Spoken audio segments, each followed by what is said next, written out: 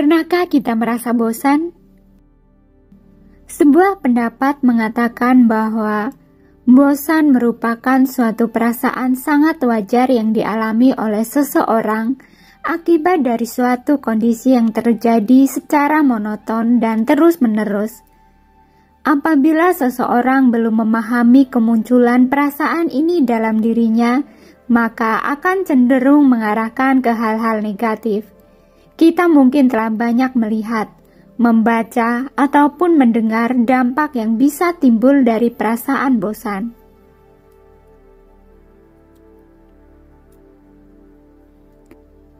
Dampak kemunculan perasaan ini akan sangat merugikan jika salah memahami perasaan bosan. Namun dapat juga justru sebaliknya. Kita bisa menjadi orang yang maju dan berkembang jika kita memanfaatkan perasaan bosan sehingga mengarah ke hal-hal yang positif. Beberapa permasalahan dan solusi pemecahan tentang kebosanan yang sering kita temui. Contohnya, bosan dengan pakaian yang lama, bisa membeli atau menjahit pakaian yang baru. Bosan dengan mobil yang sudah tua, bisa mengganti dengan mobil dengan tipe terbaru. Bosan dengan pekerjaan yang lama, bisa mencari pekerjaan yang baru. Jika bosan berada di rumah, bisa pergi keluar rumah. Tetapi bagaimana jika bagi para suami atau istri yang sudah bosan dengan pasangannya? Apakah mau mengganti pasangan dengan yang baru? Tentu itu tidak perlu untuk dilakukan. Keadaan paling parah lagi kalau kita menemui kasus seseorang yang sudah bosan hidup, lalu melakukan bunuh diri? Tentu tidak. Perbuatan itu adalah kesalahan besar dalam hidup. Setiap kasus tentu tidak sama cara penyelesaiannya, meskipun sesungguhnya dapat menggunakan resep obat yang sama untuk mengatasi rasa bosan, yaitu kepuasan. Jika kasus ini telah terjadi dan dialami, maka pada saat itu kita termasuk kelompok orang-orang yang masih jauh dari kebahagiaan dan mengalami penderitaan yang sangat berkepanjangan. Kita tidak bisa menolak munculnya perasaan ini, namun bukan pula berarti kita juga harus mengikuti dan menurutinya. Sesungguhnya sangat banyak hal-hal yang bisa dilakukan ketika kita mengalami perasaan bosan. Jika kita merasa sulit melakukan sesuatu untuk kepentingan diri kita sendiri, mengapa tidak melakukan sesuatu untuk orang lain? Misalkan untuk keluarga, teman, dan terutama alangkah baiknya jika kita dapat melakukan sesuatu untuk orang yang membutuhkan. Hal ini sangat memuaskan dan kesempatan selalu ada.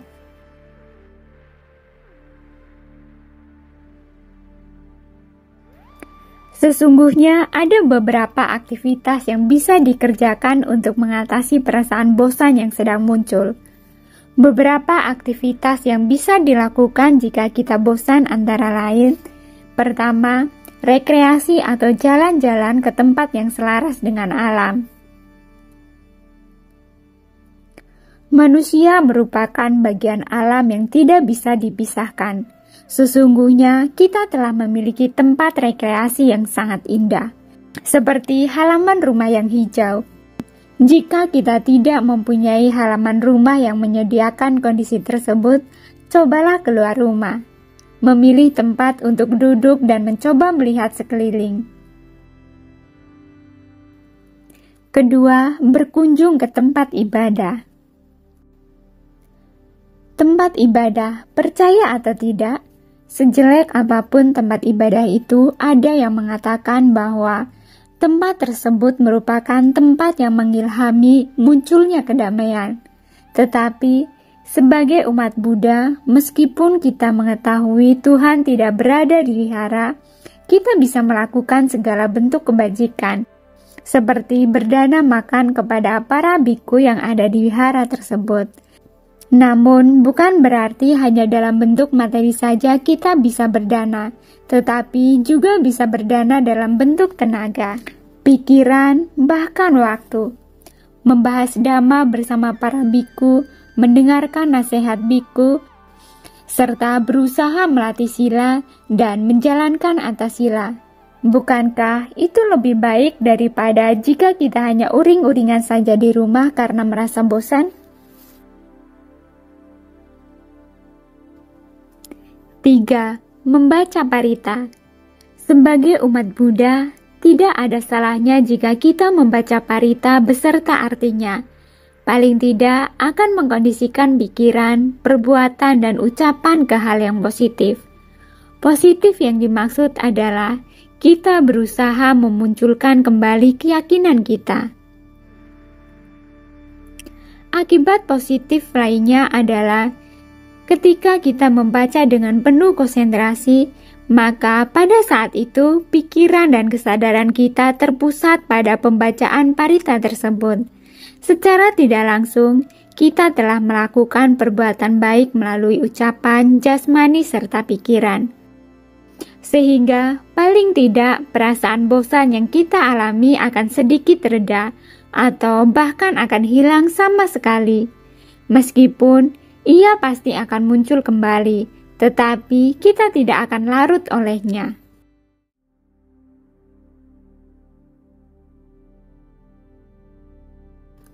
4. Introspeksi diri dengan merenungkan hal-hal yang memberi semangat maupun perbuatan baik yang pernah kita lakukan. Introspeksi diri sangat diperlukan. Tanpa melakukan hal tersebut, kita akan kesulitan dalam memahami diri kita. Kita akan menjadi orang yang akan cenderung tidak mau disalahkan, atau juga sebaliknya, kita akan menjadi orang yang cenderung rendah diri. Introspeksi ke dalam diri sendiri dapat membuat kita lebih dekat dengan diri sendiri dan mengetahui pembawaan kita dalam bersosialisasi. Kita terlahir sebagai manusia memiliki kekurangan dan kelebihan masing-masing. Kekurangan dan kelebihan itu hanya bisa diketahui dengan cara introspeksi diri. Jika bosan dengan sesuatu yang membuat kita kecewa, ada baiknya kita mencoba melihat ke dalam diri kita, mencari sebab yang memunculkannya. Setelah diketahui sebabnya, maka dapat mencari cara bagaimana menyelesaikannya. Sudahkah kita belajar introspeksi diri?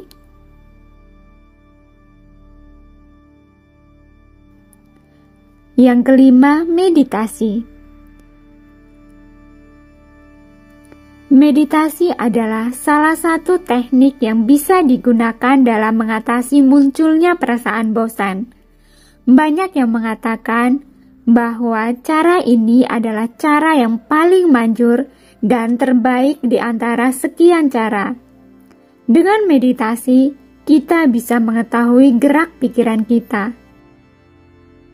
Hal ini lebih dari sekedar introspeksi diri dan merenung. Banyak orang yang menyempatkan diri untuk mengikuti retret meditasi dengan alasan memiliki banyak masalah. Namun, entah karena tidak sempat atau tidak mau, tidak sedikit orang juga yang karena kesibukannya tidak sempat untuk melaksanakan meditasi. Ketahanan mental seseorang hanya bisa dilatih dengan meditasi. Bahkan kebahagiaan yang tertinggi sekalipun hanya bisa diperoleh dengan melaksanakan meditasi.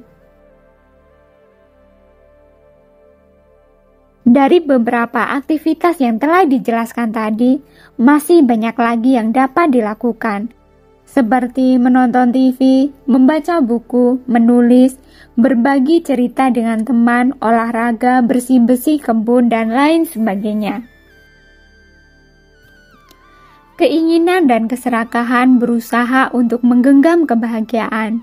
Hal itu sama halnya dengan perumpamaan menggenggam pasir di tangan. Semakin kuat tangan menggenggamnya, maka akan semakin banyak pasir yang akan jatuh. Berbeda dengan ketika sang pasir dibiarkan tetap berada di tangan yang terbuka. dengan penuh perhatian, kita membawanya tanpa menggerakkannya, maka sang pasir akan tetap berada pada tempatnya. Begitulah sifat kebahagiaan yang sesungguhnya. Setiap orang tentu pernah mengalami kebosanan. Sifat itu begitu sangat alami dirasakan oleh setiap orang. Seseorang hendaknya tidak pernah merasa menyesal. Tugas kita adalah mengetahui perasaan bosan tersebut dan berusaha untuk melepaskannya. Berusahalah mengetahui kemunculannya, keberlangsungannya, serta lenyapnya. Inilah kekotoran batin yang bersumber dari kebodohan dalam diri kita. Jadi, sekarang tergantung dan kembali pada diri kita.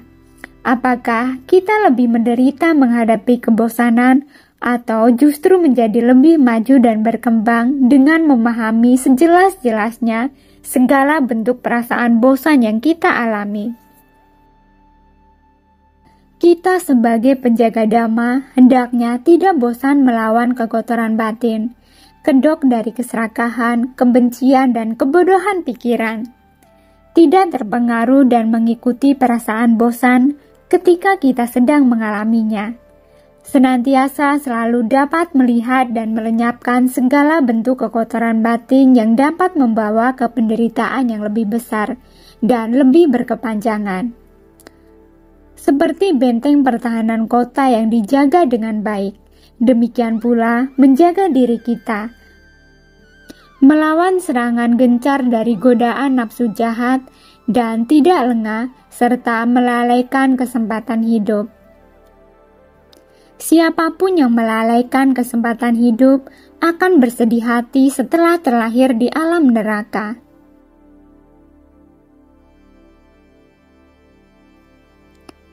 Terima kasih sudah menonton, semoga bermanfaat dan semoga Anda berbahagia.